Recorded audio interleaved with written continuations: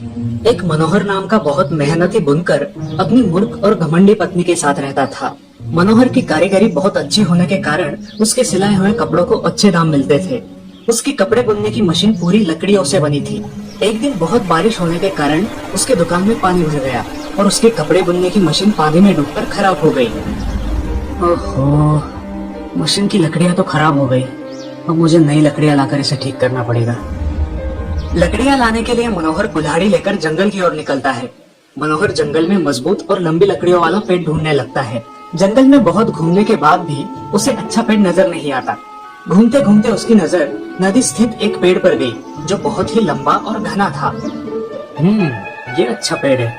इसके लकड़ियों से मेरी मशीन के सारे उपकरण बन जाएंगे। मनोहर ये सोचकर कुल्हाड़ी पेड़ के तने पर मारने के लिए उठता है और तभी पेड़ से आवाज आती है, रुको मानव। कौन है? मानव, मैं देव हूँ। मैं इस वृक्ष पर आनंद से रहता हूँ और नदी के किनारे शीतल हवा का आनंद लेता हूँ, और वैसे भी वृक्ष काटना उचित नहीं है। मैं भी लाचार हूँ प्रभु। इस पेड़ की लकड़ियाँ मेरे मशीन के लिए अच्छी है। लकड़ियों के बिना मेरे मशीन के उपकरण नहीं बनेंगे और मेरा कपड़ा नहीं बुनेगा। प्रभु, मेरा परिवार भूखा मर जाएगा, इसलिए मैं इस वृक्ष की शाखाएं काटने के लिए विवश हूँ प्रभु।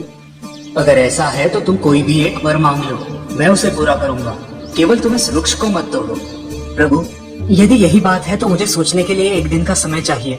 मैं मेरी पत्नी और मित्र से सलाह करके आपसे वर मांगूंगा। ठीक है मानो, मैं तुम्हारी यही प्रतीक्षा करूंगा। ये कहकर देव अदृश्य हो गए। मनोहर अब जल्दी जल्दी घर जाने लगा। गांव में जाते ही मनोहर की भेंट अपने मित्र नाई से हुई। अरे मित्र, क्या हुआ? बड़ी सोच में दिखाई देते हो। घर में सब ठीक है ना? क्या बताओ मेरे दोस्त, मेरी बुनाई की मशीन कल पानी में खराब हो गई। अब मनोहर उसके दोस्त नाई को जंगल में घटी सारी घटना विस्तार से बताता है। अब तुम ही बताओ, मैं भगवान से क्या वर मांगू? क्या बात कर रहे हो? सच में? हाँ मित्र, ये सच बात है। यदि ऐसा ही है तो तुम एक राज्य मांग लो। तुम उस राज्य के राजा बन जाना और मैं राज्य का मंत्री बन जाऊंगा। हम सब सुख में रहेंगे। मनोहर ने अपनी पत्नी की सलाह लेकर अपना वरदान निश्चित करने की बात नाई से कही।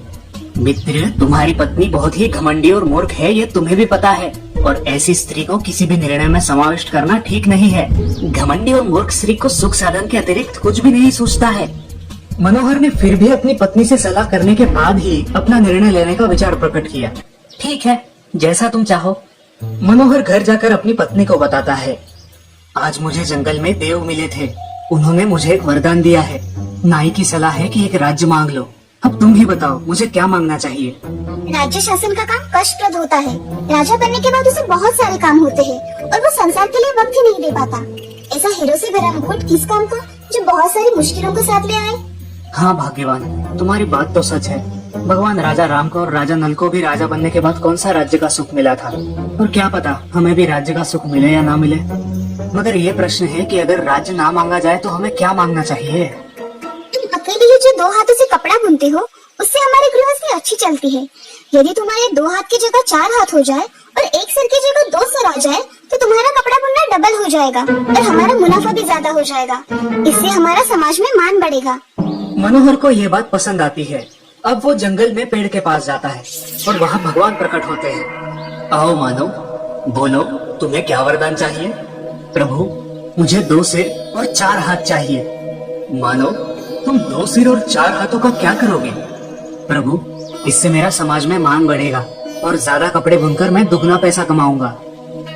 भगवान मन ही मन हंसते हैं और कहते हैं कि मानव की बुद्धि कुछ भी मांग सकती है। तथास्तु। भगवान मनोहर को वरदान देकर मुक्त हो जाते हैं।